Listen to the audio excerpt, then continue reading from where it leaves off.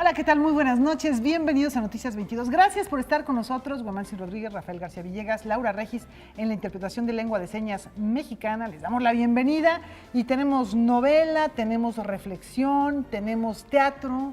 Tenemos muchísimas cosas que compartir con todos ustedes. ¿Qué les parece si, como uno de los anuncios, decimos que Suiza, país invitado en el Drama Fest, va a tener una obra de teatro aquí en México, una obra de teatro de un dramaturgo mexicano dirigida por un suizo que dentro de unos instantes le vamos a contar quién es. Y también un dramaturgo, dicho sea de paso, muy joven, este suizo que viene a dirigir. Pero tenemos Novela Negra, un encuentro que ya se ha vuelto un clásico en San Luis Potosí. Efectivamente, y también vamos a iniciar una serie que lleva el nombre, pues como si fuera una película de François Ozon, que son 8 mujeres. En este caso no son 8 mujeres francesas, sino 8 mujeres que ocuparán cargos en el próximo gobierno de Andrés Manuel López Obrador y que tienen temas muy interesantes que compartirnos. Iniciamos con Olga Sánchez Cordero, Quien ocupará la Secretaría de Gobernación, también convirtiéndose en la primera mujer en nuestro país en ocupar ese cargo. Hay muchos temas que tienen que platicar, que tienen que ver con nuestra vida cotidiana. Así es, todo esto y más aquí en Noticias 22. Comenzamos.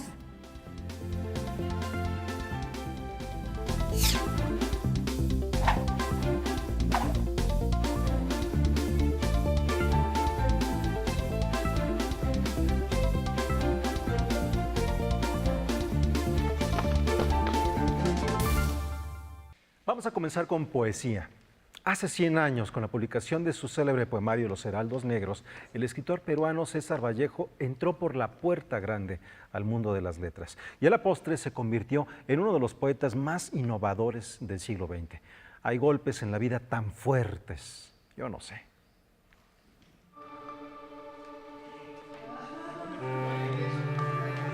César Vallejo forjó su gramática personal e intransferible. Cambió la estructura de la fonética de las palabras en cada uno de sus poemas para expresar con total libertad su visión de la realidad. El poeta peruano, que en uno de sus versos le dijo a Dios que no sabía ser Dios, publicó su primer libro, Los Heraldos Negros, en 1919. Para recordar su obra, el Centro de Investigaciones sobre América Latina y el Caribe de la UNAM le rindió un homenaje. Estamos hablando de la primera obra de uno de los poetas más importantes de América Latina y probablemente del mundo en el siglo XX. Un personaje que vivió la transición del modernismo hacia la vanguardia, pero que además incluyó muchos elementos sociales dentro de su poesía. Él tiene una visión muy desesperanzada de lo que es la vida, de lo que es el mundo, reflejo de una biografía bastante tormentosa que tuvo. La de Vallejo, podíamos palparlo de viva voz. Era una lengua viva, descarnada, donde el oficio quedaba subordinado a la expresión y la palabra al concepto. Nunca hizo estudios universitarios ni fue miembro de la academia. Pero nos dejó un verso insuperable. Tal me recibo de hombre, tal más bien me despido y de cada hora mía retoña una distancia. Recibirse de hombre, graduarse como ser humano. He ahí una enseñanza que está más allá o más acá, podría decir Vallejo, de cualquier enseñanza formal. Autor de los libros Trilce, España aparta de mí este cáliz y Poemas humanos, Vallejo transmitió a través de su escritura el dramatismo de la guerra civil, así como su pasión por las mujeres y su crítica al quehacer intelectual. Y en Perú, a este autor se le recuerda más allá de la academia. Vallejo es para los peruanos algo vivo. Vallejo es lo que recitan los niños en los colegios. Masa es probablemente la primera poesía que aprendemos todos. Vallejo es lo que los políticos nos repiten cuando quieren parecer comprometidos y nos dicen que hay, hermanos, muchísimo que hacer. Hasta en la Cancillería hemos adoptado, ¿no? Decimos Perú al pie del orbe. El homenaje incluye conferencias magistrales que ofrecerán académicos y escritores como Vicente Quirarte, Julio Ortega y Carlos Guamán el miércoles 8 y jueves 9 de agosto en el Auditorio Mario de la Cueva de la Torre 2 de Humanidades en Ciudad Universitaria. Noticias 22, Karen Rivera. Bueno, increíble los caminos de la poesía en América Latina en este siglo XX, entre ellos César Vallejo. Bueno, vamos ahora con lo que les hemos comentado hace un momento, la edición de Drama Fest que tiene a Suiza como país invitado de honor. Rápidamente les cuento, Suiza tiene el italiano, el francés y el alemán. Esos tres idiomas están representados en DramaFest, pero de manera muy importante es lo que se genera en lengua alemana, que está muy vinculado con Alemania, con Austria, lo que ha representado en los últimos años al teatro suizo, y parte de ello lo vamos a tener por acá muy cerca. Así es, Uema, con Matthew Bertolet, un dramaturgo muy joven, perteneciente a esta compañía de Video Lausanne, que también tiene obras de teatro muy exigentes, no solo es dramaturgo, sino también director, lo cual le da un carácter muy importante a las propuestas que lleva al teatro. Y bueno, esto nos permite descubrir a él y bueno, otros autores y propuestas que vienen de aquel país en la 8ª edición de este encuentro, que pues tiene esta colaboración México-Suiza. Nacido en Ballet Suiza y formado en la Universidad de las Artes en Berlín, el dramaturgo, director y bailarín Matthew Bertolet está a cargo de la dirección de la premiere de Bajo el signo de Thespis. La pieza es de la autoría del mexicano José Manuel Hidalgo, de 23 años de edad. Bajo el signo de Thespis es un montaje que se presenta dentro de las actividades del Festival DramaFest 2018. Esta historia es como un cuento contemporáneo de una mujer, una hermana, que es joven, tiene a los 18, 20 años y vive en Tasqueña, en este barrio de Tasqueña, y quiere salir de este barrio, quiere estudiar, quiere encontrar una vida, quiere irse de su familia porque tiene una otra hermana que no es su hermana propia, tiene un otro padre y no le gusta mucho porque ella es muy bonita y por supuesto la madre le gusta más su hermana que ella y se quiere ir y se pasan muchas historias muy mexicanas, muy de Mexico City, con muchos muertos, con mucha violencia. El montaje presenta situaciones con mucho humor, pero evita mostrar violencia. La familia es muy importante, que mucha gente quiere salir de estas problemáticas, como esa mujer que quiere estudiar para salir. Y todo el trabajo con los actores fue especialmente sobre cómo distanciarse de esta violencia, porque es muy melodramático, se aman mucho, se quieren mucho, se odian mucho, gritan mucho normalmente de la obra, pero yo como soy suizo no me gustan melodramas, somos mucho más minimalística en Europa. El montaje también juega con la ambientación e integra sonidos característicos de esta metrópoli, como los anuncios de tamales y los pregones del comprador de fierro viejo. Para los personajes hay redención. Sí está la violencia por un lado, pero lo que está interesante en esta obra es que tienes la violencia por un lado y por otro lado el amor muy fuerte de estas dos hermanas y también al final el amor de la madre, también como un opuesto. Y también si toda la situación es muy complicada para ella cuando está niña, esta perspectiva de salir es lo más importante que se encuentra en la obra. Y al final se va a salir también atravesando todas estas violencias. Noticias 22, Víctor Gaspar. Bueno, resulta bien interesante cuando vemos todo esto porque ya vieron ustedes que en DramaFest está este intercambio. El director que viene de Suiza, que trabaja una obra escrita por un mexicano con una compañía mexicana y más adelante habrá compañías mexicanas que se vayan a presentar en Suiza. Esto será el próximo mes de septiembre. Así que va a estar muy interesante, no se lo pierdan. Y la verdad suena muy prometedor el trabajo de este joven dramaturgo mexicano. Y tenemos propuestas para el teatro, ¿no?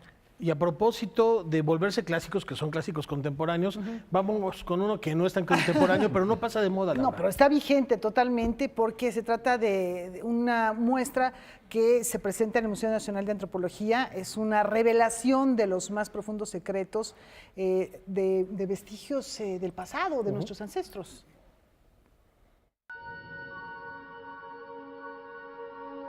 En 2004, los pobladores de Tacotalpa, Tabasco, notificaron a un grupo de espeleólogos de exploraciones subterráneas de la presencia de restos humanos y ofrendas en la cueva de Puyil. Estos, a su vez, dieron aviso al Instituto Nacional de Antropología e Historia, quienes realizaron las primeras exploraciones. 2 años después, regresaron al lugar para comenzar con los trabajos de manera sistemática. Hoy, el fruto de esas investigaciones fue revelado.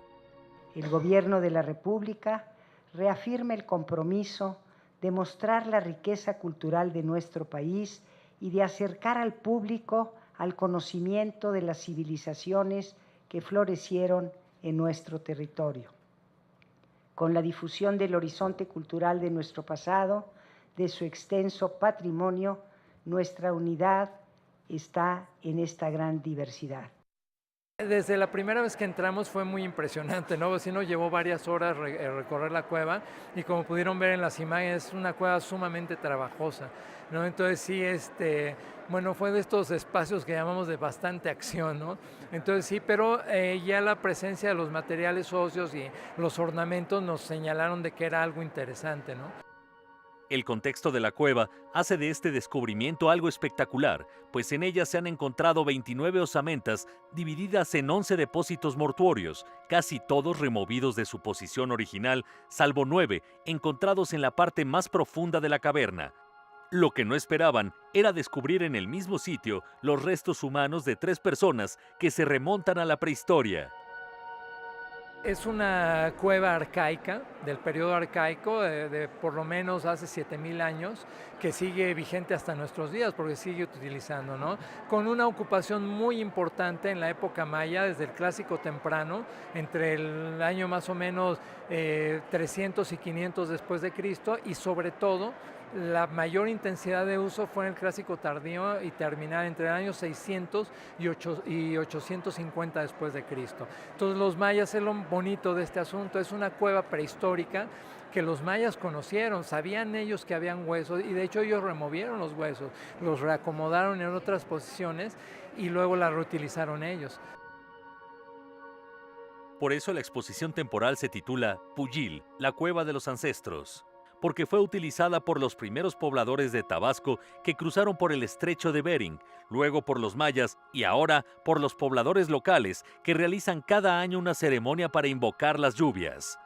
Este ritual es un ritual que sigue vivo, lo hacemos año con año, entre el día 3 al día 6 de mayo, en el cual toda la ciudad o toda la población de Puscatán llegan a la cueva para hacer el ritual a la Madre Tierra. Las investigaciones aún no concluyen, pues ahora buscan explorar una bóveda sumergida. Paralelamente, se espera que en estos meses se abra un museo en el lugar con todos los materiales encontrados y restaurados por el INAH. Con información y texto de Julio López, Óscar Helguera, Noticias 22. Es decir, los mayas encuentran ahí restos mucho más antiguos que ellos y dicen, bueno, esto, la interpretación que les hayan dado, hay que respetarlo, y los dejan ahí. ¿Y cuántos años después nosotros también los encontramos en esta época y decimos, bueno, es una etapa y una etapa aún anterior, la superposición de los tiempos es algo impresionante. Nada más porque los mayas no tenían su museo de antropología, porque seguro ahí lo postraban. Y algo rápido, en este contexto, en este marco, durante la presentación de estos restos, la titular de la Secretaría de Cultura Federal, María Cristina García Cepeda, informó algo que ha estado causando mucho ruido en los últimos días. Por ahí inclusive Fabricio Mejía Madrid subió a change.org algo con respecto a los documentos y al legado de Octavio Paz, y en este mismo acto, María Cristina García Cepeda informó que ha iniciado ya el proceso para emitir la declaratoria de monumento artístico que protege los documentos y acervo del Premio Nobel de Literatura Octavio Paz, así que su legado y el de Mari Jo Paz no están en riesgo y van a permanecer en nuestro país, así lo declaró la Secretaria de Cultura. El encuentro con los medios de comunicación en este Museo Nacional de Antropología dijo que ya se han iniciado los trabajos para hacer la declaratoria de monumento artístico y que también el Premio Nobel así lo dejó en una previsión testamentaria para que se ampare este proceso y ya no haya duda de que estos documentos van a permanecer en México. Tranquilizador esta información, ¿no? Ya es la versión oficial, güey. Excelente. Bueno, pues ahí tenemos, se estaban trabajando unos textos para próxima edición de obras de Octavio Paz. De hecho, Silvia Lemus, en conjunto con Mari Jo Paz, estaban preparando un libro de correspondencia epistolar entre estos dos escritores y que se había quedado ahí como a ver qué iba a pasar. Pero bueno, ya está todo seguro. Esperamos muy pronto darles detalles en torno a este libro sobre el intercambio epistolar. Hacemos una pausa, pero antes de ella queremos comentarles que mañana serán presentados los integrantes de la nueva compañía juvenil de danza contemporánea de la UNAM, que será dirigida por la maestra Andrea Chirinos. Entre el 30 y el 31 de julio se celebraron las audiciones para elegir a los 15 bailarines que integran esta nueva agrupación, de la que ya pronto le daremos más detalles. Ahí tienen ustedes una pausa, volvemos de inmediato.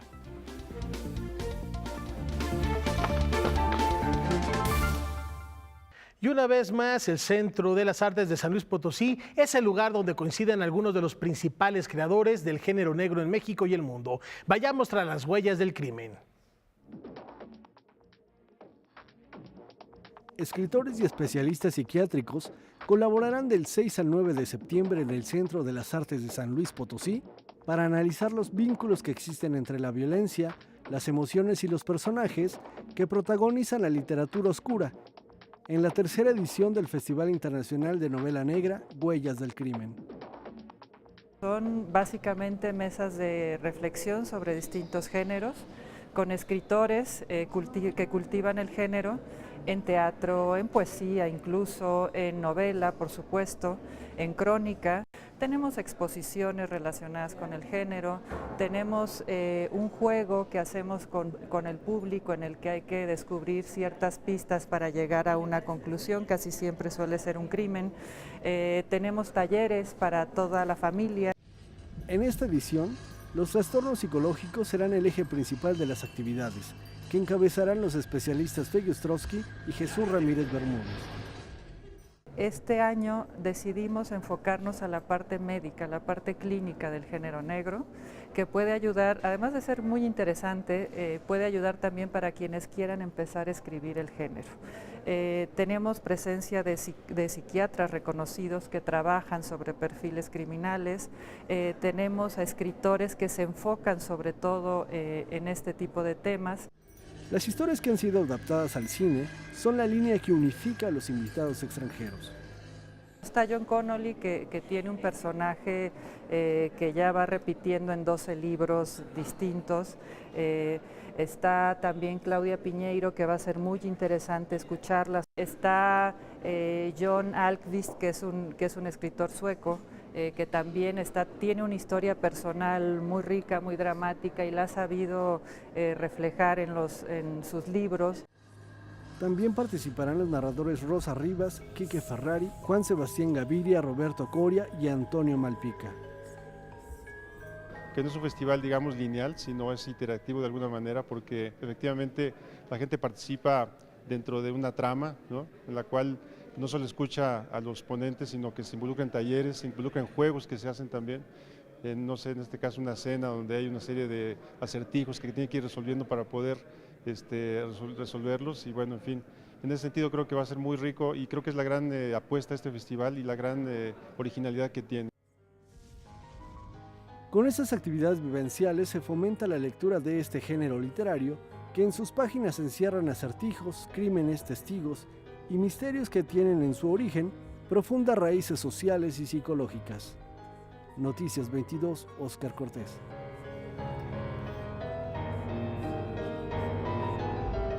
Bueno, fascinante la novela negra, y estamos platicando ahorita mientras veíamos esta pieza, que es considerada la novela negra por antonomasia, la primera en nuestro país, de El complot mongol de Rafael Bernal. Pero por ahí te llegó un rumor interesante, güey. Así es, de hecho, bueno, estoy ahí como preparando una nota, porque esto me lo dijo Carlos Martínez Azad. La primera novela negra publicada en México la hace un mexicano de origen libanés, unos 10 años antes de Complot Mongol. Es una noveleta, no es tampoco tan grande, y ahí podríamos ya entrar en discusiones si la primera novela es noveleta, ¿no? Sí. Pero bueno, la primera publicación hecha en México de una historia negra fue hecha por un mexicano libanés, que yo la estoy buscando porque ahí voy a trabajar. El Complot Mongol tampoco es muy amplia, ¿eh? No, tampoco es muy extensa. En términos, digamos, de extensión, también podría ser un relato o novela corta. Un relato breve. ¿No? Que bueno, también así empezó de hecho este género, con novelas muy cortas publicadas a veces por autores muy famosos, pero que utilizaban seudónimos, y con eso, bueno, pues... Por entregas en periódicos. Y Gallimard, es la editorial que en Francia está con el término noir, ¿no? Es la que impulsa el género, desde luego en en Reino Unido después, bueno, simultáneamente, y en Estados Unidos tiene un desarrollo importantísimo. De hecho, hay una cosa bien interesante ahora que mencionas esto, Laura, era el Netflix de su tiempo.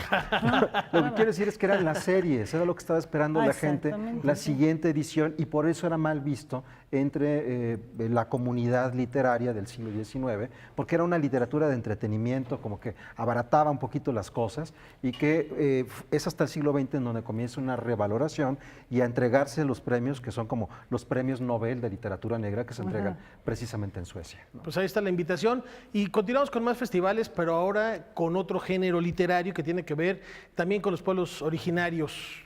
Vamos a ver esto de los pueblos de nuestro país. Ixcuatlatoli yemiki, mochinteoyon, sisitlantin, tonatiu, iguanmetli. Con el propósito de visibilizar las lenguas indígenas nacionales, su cultura y su actividad en diversos ámbitos, el Instituto Nacional de las Lenguas Indígenas presentó el programa de actividades de la segunda edición de la Feria de las Lenguas Indígenas Nacionales 2018, que se llevará a cabo del 9 al 12 de agosto en el Centro Nacional de las Artes.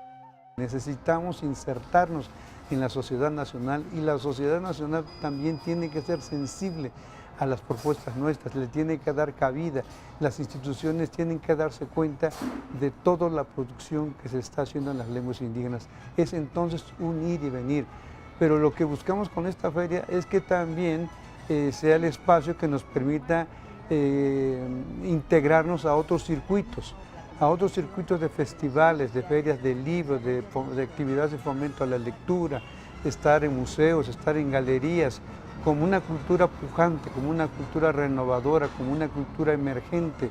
Conciertos, exposiciones, recitales de poesía, charlas y talleres son parte de este programa que tendrá el estado de Oaxaca y sus 13 lenguas indígenas como invitado de honor.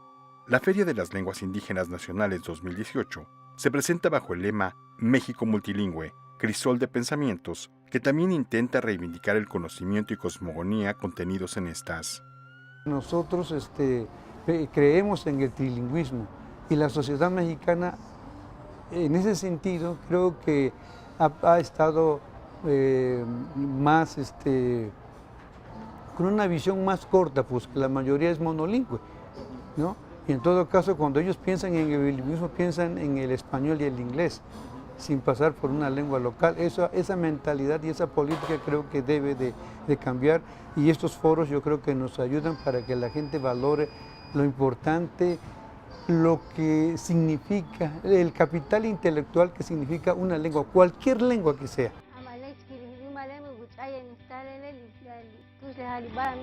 Creo que al INALI le corresponde hacer un trabajo transversal con todas las secretarías, con todos los sectores, con todas las instituciones para que de manera transversal el tema de las lenguas indígenas no sea un asunto segregado solamente a algunas instituciones o solamente a los pueblos indígenas. Es un asunto del Estado mexicano y el Estado mexicano como tal tiene que buscar que toda su infraestructura, que todas sus instituciones tengan en mente contenidos en lenguas indígenas. El programa completo está disponible en el sitio web que aparece en su pantalla. La Feria de las Lenguas Indígenas Nacionales 2018 se llevará a cabo del 9 al 12 de agosto en el Centro Nacional de las Artes. La entrada es libre. Noticias 22, Víctor Gaspar. Y ahora nos vamos a otros tiempos. Los ecos del medievo latino resuenan en nuestros días, Humancio. Entre ellos, por ejemplo, Boccaccio. En la literatura italiana medieval, 3 son los pilares: Dante, Petrarca y Boccaccio. Este último estudió a sus antecesores, los admiró, los difundió y le dio un giro a su obra y con ello a la literatura que se hacía en la época.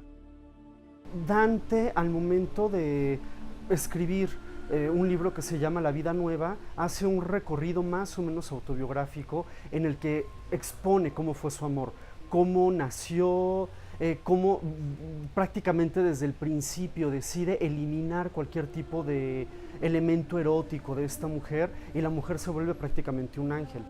Tenemos luego Petrarca que hará sus propias modificaciones, pero lo que Boccaccio nota es que esta filosofía amorosa se está concentrando sobre todo en ideales mentales, no en mujeres concretas. Y lo que logra distinguir Boccaccio es que el ser humano está formado tanto de materia como de espíritu. Entonces sí es bueno tener una parte contemplativa en nuestras vidas, pero también es conveniente atender la parte carnal, la parte material. Boccaccio no solo escribió el Decamerón, también fue autor de una obra poética que se conoce muy poco al no estar traducida al español. Para conocer la obra de este escritor, Editorial Almadía ha publicado una compilación bajo el título de Rimas. Lo que vamos a encontrar en la poesía de Boccaccio es que al principio es muy fresco, escribe para un público bien determinado, que son comerciantes, mujeres nobles de Nápoles, entonces es un público no necesariamente erudito. Por lo tanto, es una poesía que le tiene que llegar a ese nicho de mercado como diríamos hoy en día. Esta colaboración entre Almadía y los académicos de la UNAM logró no solo acercar la obra de Boccaccio, sino tener por primera vez su poesía en español. En el caso de Boccaccio teníamos dos retos particularmente. Uno que se trataba de poesía y otro que era poesía medieval. No es el italiano, digamos un italiano estandarizado, un italiano con reglas, un italiano consolidado, lo que vamos a leer en sus textos, sino más bien una lengua que se está formando. De hecho, Dante, Petrarca y Boccaccio van a ser los fundadores de la lengua italiana literaria. Noticias 22, Alberto Aranda. Bueno, pues ahí está, interesante el actualizar, el traer al presente estas obras que se van alejando por los cambios del idioma también, no solamente para nosotros, sino para los mismos hablantes nativos de esa lengua. Y un dato en especial para la gente que está interesada. Esa generación de poetas italianos tuvo una discusión profunda y muy fuerte contra los pintores. Entonces hay un tratado que es maravilloso, búsquenlo por favor, se llama De la pintura, donde están los argumentos tanto de uno como de otro, que terminan por influir esa escuela famosa del 480 y que detona lo que hoy conocemos como el Renacimiento. Y bueno, y que en el Concilio de Trento se trató de decir, a ver, así se hacen las cosas porque esto es un desorden, digamos, ¿no? Exactamente. Se estaba volviendo, así se pintan las Madonas, etcétera. Bueno, nada más esas cosas se las debemos a todos ellos, ¿no? Efectivamente. Y bueno, lo que les tenemos a continuación es pues una propuesta muy, muy interesante. Rafa, nosotros si quieres que la presentemos, ¿nos quieres hacer después de la pausa? Después de la pausa. Lo platicamos. Lo platicamos y nos ayudas a presentarlo porque realmente es algo bien interesante que ha preparado Noticias 22 en torno a la toma de posesión del nuevo gobierno. Y las mujeres. Y las mujeres. 8 mujeres. 8 mujeres. Eso después de la pausa.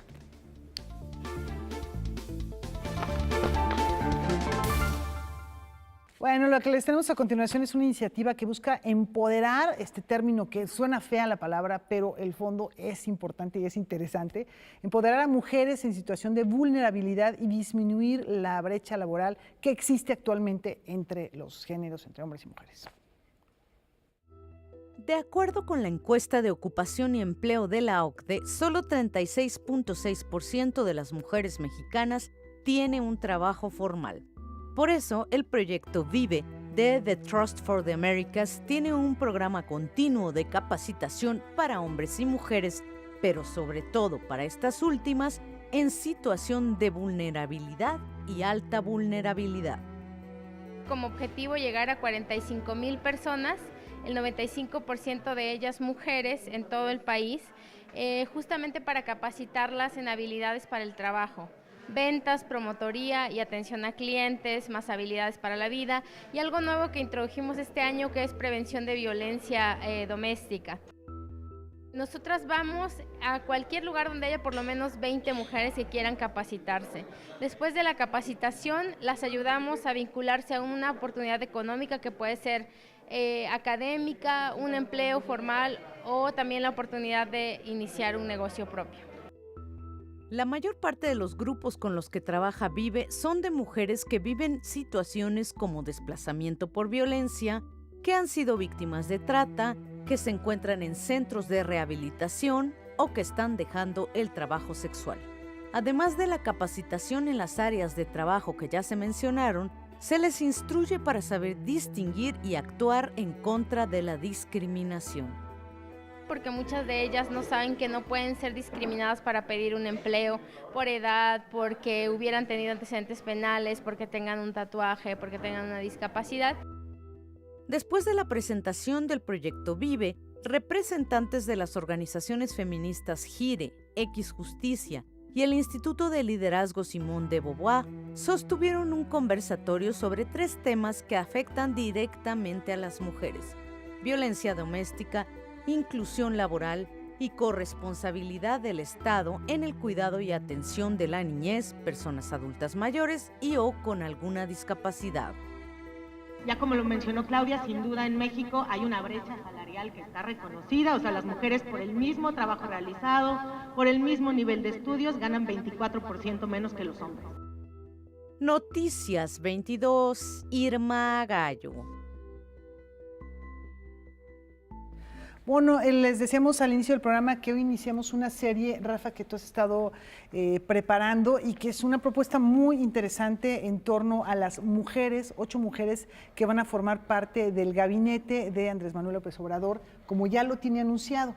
Y además son temas coyunturales, por eso les quisimos presentar, por supuesto, antes esta nota donde se habla de equidad de manera particular en el ámbito laboral, que es uno de los temas que abordó la ministra del Retiro, Olga Sánchez Cordero, en esta serie de conversaciones que vamos a presentar a partir de hoy hasta el próximo viernes, para después dar voz a las otras mujeres que formarán parte también de este plan hacia el próximo año. Bueno, ¿qué te parece, Rafael, amigos? Los escuchamos de una vez y bueno, ya comentamos cualquier cosa después de la entrevista. Claro, por supuesto.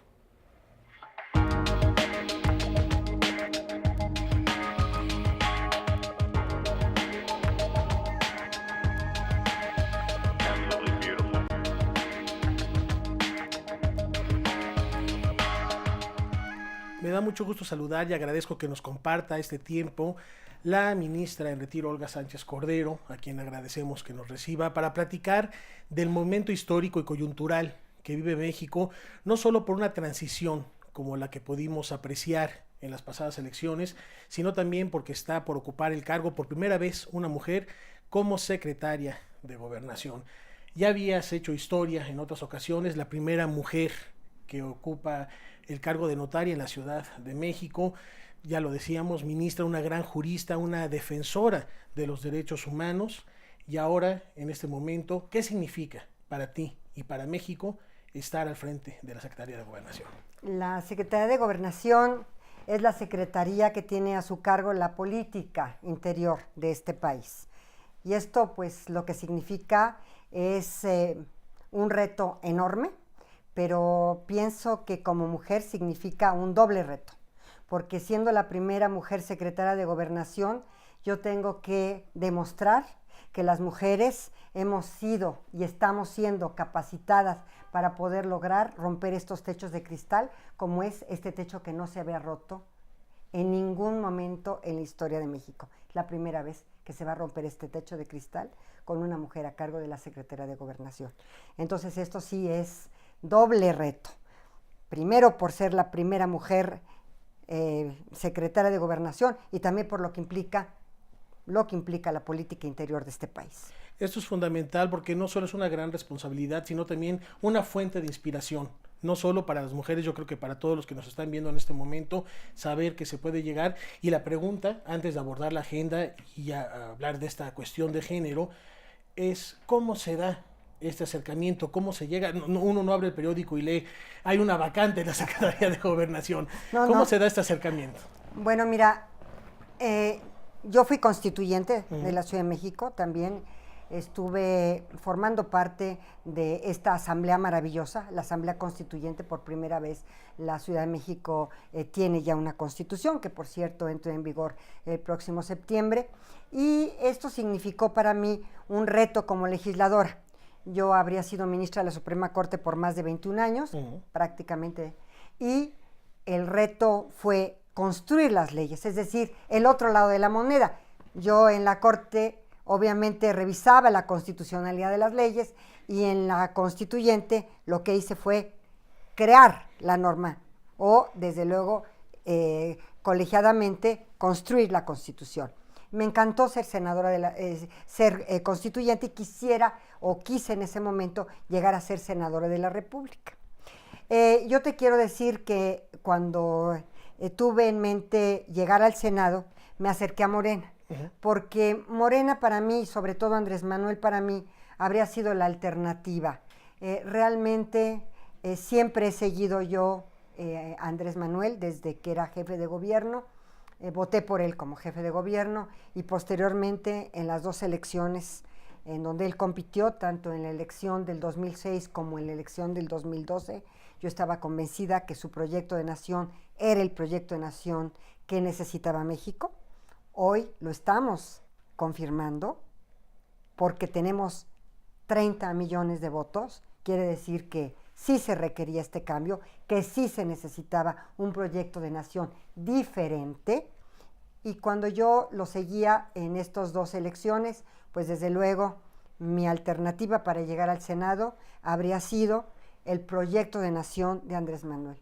No es que yo tuviera algún tema ni con el candidato del PAN ni con el candidato del PRI, simplemente a mí me convencía el proyecto de nación de Andrés Manuel López Obrador, que es un proyecto de nación totalmente diferente de un proyecto neoliberal, y para mí habría sido la continuidad de un proyecto más o menos similar al que hemos vivido en estos últimos 30 años. 30 años. Para mí, si puedo seguir. Sí, por favor.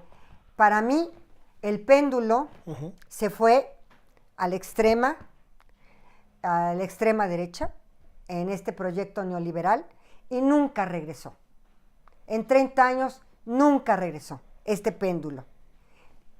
Este péndulo obedeció, y lo digo abiertamente, al consenso de Washington, en donde se estableció la política a través del Banco Mundial, a través del Fondo Monetario Internacional, una política pública que, si bien modernizó al país y tuvo aspectos positivos, no se puede negar, las variables macroeconómicas siempre estuvieron controladas.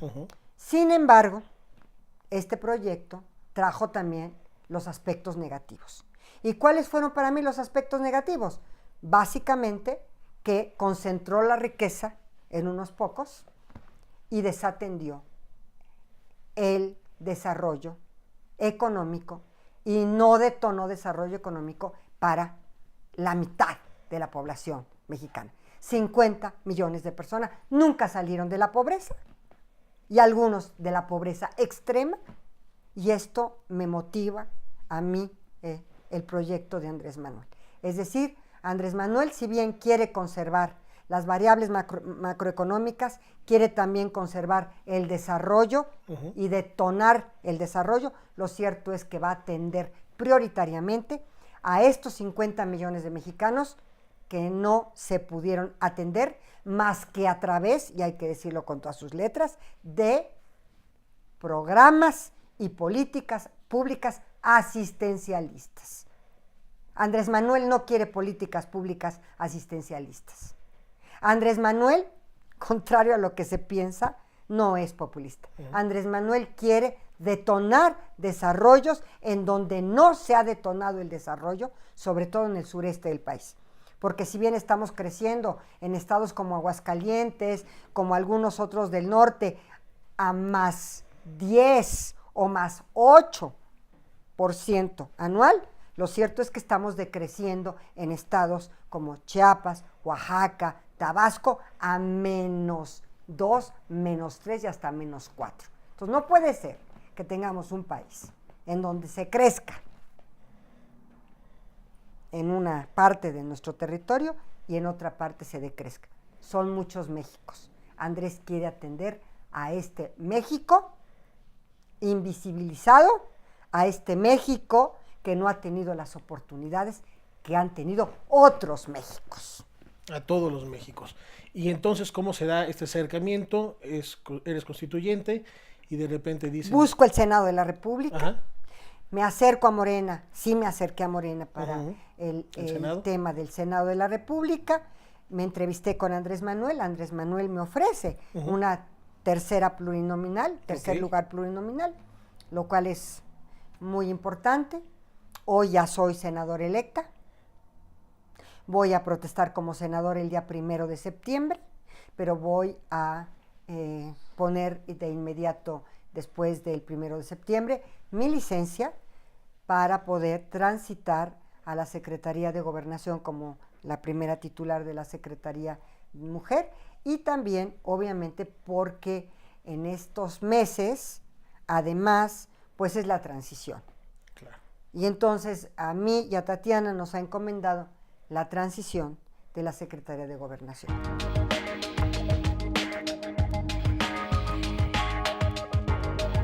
Bueno, y yo creo que nos quedamos con ganas de escuchar más de lo que una ministra que pues, ha sido muy, muy conocida a lo largo de los últimos años, de las últimas décadas, tiene que decir acerca de otros temas. Como la despenalización de temas, la droga, que es uno que está en la agenda, de la marihuana de manera particular, y la despenalización del aborto, que no es lo mismo, nos lo va a explicar en la próxima entrega, la diferencia entre legalización y despenalización. Bueno, ¿quién mejor que ella para decirnos cuál es la diferencia? Y que no se confunda. Con claridad usemos esos términos, ¿no? Y que son temas que hemos abordado muchas veces aquí en Noticias 22 a propósito de publicaciones que hablan de la marihuana, de su uso medicinal, de la importancia de los productos o del tráfico de armas, y que son temas que hemos tenido aquí en la mesa de análisis. Sí, que hemos tenido en la mesa de análisis ya desde hace varios años, porque es un tema que se ha estado mencionando de manera particular en los últimos 10, 12 años, como una propuesta regularmente en el Congreso. Y que Canadá la acaba de aprobar hace un par de meses. Igualdad de género es otro tema. Igualdad de género es otro tema. Ella, sí, y ya se los estaremos presentando a lo largo de la semana, pero por lo pronto nos tenemos que ir a una brevísima pausa. Volvemos.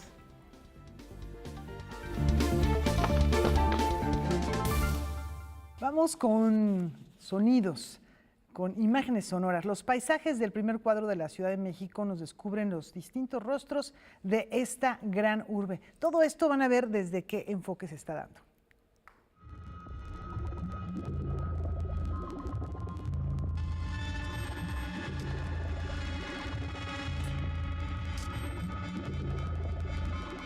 Los sonidos del centro histórico fueron registrados y apropiados para crear Céntrica, primer volumen que juega con el paisaje sonoro del primer cuadro de la capital del país. Tú vas al centro histórico de la Ciudad de México y te llenas los oídos de muchísima información. Merolicos, gente que te vende cualquier cosa, tráfico. Y entonces con Jesús Pacheco, que es un DJ que yo conozco de hace muchísimo tiempo, cuando nos sentamos a conversar le dije, a ver, ¿de qué manera podemos poner en un sitio más seguro, más permanente, el sonido del centro histórico? Y él me dijo, vamos a hacer una colección de discos, que es Céntrica, en donde los DJs les demos la tarea justamente de grabar sonidos del centro histórico, de este patrimonio intangible, y que luego ellos hagan una propuesta musical. Esta producción, la cual se distribuye de manera gratuita en las oficinas del fideicomiso, no busca hacer un registro para archivos, sino más bien acercar a las personas a estos sonidos de otra manera. De repente, en un track, no recuerdo exactamente cuál es, aparece con toda claridad una marcha. Hay una marcha con consignas y eso te lleva muchísimo al centro histórico, que es el sitio de la Ciudad de México en donde hay más marchas. Entonces, un poco es una especie de reto para el escucha, qué partes sí son reconocibles y cuáles otras no. Y te da una nueva dimensión del propio centro histórico. La producción de este primer disco corrió a cargo de Nima Iki y Jesús Pacheco, y se espera que el proyecto continúe en los próximos meses. En este caso, cuando contratas a artistas sonoros, es que escuchen, que se apropien y lo reinterpreten completamente. Y tú no les puedes poner cortapisas, porque no se trata de lanzar un diálogo o una jurisdicción política, social, tal. No, a ver, este es el sonido, éntrale y haz lo que quieras. Noticias 22, Alberto Aranda. Y fíjense que tenemos discos para obsequiarles. ¿Cuántos son? Son 4. Son 4 discos. noticias22@canal22.org.mx. 4 discos de este primer volumen para que vayan haciendo su colección. Nada más escriban ahí las primeras 4 personas. Lo van a tener. Bueno, y nos vamos a temas que tienen que ver con literatura. Así es, una revista que es muy bella, que hacen en la Universidad del Claustro de Sor Juana, titulada Inundación Castálida, tiene un nuevo número. Y en este incluye los trazos de Vladi, vamos a conocerla. La Universidad del Claustro de Sor Juana presenta el número 6 de su revista Inundación Castálida, con el lema Abrir los ojos para soñar. Tomamos como pretexto, y la portada de Inundación es justamente uno de los cuadros de Vladi, ¿no? Si se abre queda más claro. Entonces contamos sobre la obra de Vladi, explicamos la importancia y la relación que puede tener el arte con la sociedad, de qué forma el artista es capaz de desentrañar lo que está pasando en una sociedad y avisorarlo, intuirlo, presentarlo. Además de Vladi, Sergio Pitol, Octavio Paz y Sor Juana, son las otras personalidades en las que se centra la revista. Con textos de Juan José Reyes, José de la Colina, Lourdes Aguilar Salas y Carmen López Portillo. Un poco pensar la obra de Sergio Pitol y explicarnos por qué es importante no perder la lectura de sus obras. Y luego, bueno, pues Sor Juana y Paz, ¿no? Todo esto pasó hace unos meses, la muerte de Sergio, los 20 años de la muerte de Octavio Paz, la relación de Paz con Sor Juana. Las relaciones de pronto no tan visibles entre los creadores, de qué forma Octavio Paz se relaciona con Sor Juana, por supuesto, cómo dialoga con Sergio Pitol, cómo Vladi dialoga con el pensamiento de Paz, en fin. Entonces es una forma de pensar lo que somos, de tratar de explicar a aquellos escritores que han incidido en nuestra cultura y en nuestra identidad y en nuestra forma de ser. Noticias 22, Víctor Gaspar. El Museo Memoria y Tolerancia presenta su primera exposición enfocada al público infantil. La risa es el idioma que todos compartimos. Así lo asegura la escritora de literatura infantil Monique Cepeda en su libro En un mismo barco, editado por el Fondo de Cultura Económica. Esta publicación da nombre a la primera exposición de arte objeto para niños de entre 4 y 10 años de edad que exhibe el Museo Memoria y Tolerancia y que tiene como objetivo impulsar valores universales como la inclusión. Mi intención con este libro, que tomó muchísimo tiempo hacerlo, es cómo hacemos para que los niños logren ser agentes de cambio en sus familias, con estas ideas que a veces son preconcebidas y construidas, ¿no? Sobre discriminación o a quién no aceptamos, a quién excluimos, de tal manera que eso entre dentro de un diálogo en la familia. Es una oportunidad maravillosa la que hoy abre el Museo Memoria y Tolerancia para hablar de temas que tradicionalmente en nuestra sociedad sentimos que no se pueden tocar con los niños, que no se puede hablar con ellos de inclusión, de equidad, de diversidad sexual, de la diferencia que hay y que hay que reconocer entre unos y otros. Nos espanta aquello que es diferente.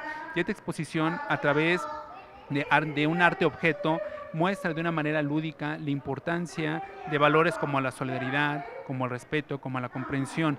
La convivencia es algo muy importante, y algo que nosotros les decimos a los niños también es que es importante que reconozcamos que la convivencia es un reto, que es algo que tenemos que trabajar día a día, día a día. Cajas de madera como escenarios y cerca de 70 personajes construidos por la propia escritora componen esta muestra que los niños pueden recorrer acompañados por cuentacuentos. Están exhibidas estas cajas que son las ilustraciones del libro y la exhibición es para niños, está a la altura de los niños, de tal manera que ellos puedan ver con claridad las cajas y las imágenes, y es justamente ese libro. Entonces ellos hacen un recorrido leyendo el libro pues, junto con sus familias, ¿no? Esperamos que también escuelas nos visiten. En un mismo barco podrá visitarse durante las vacaciones de verano.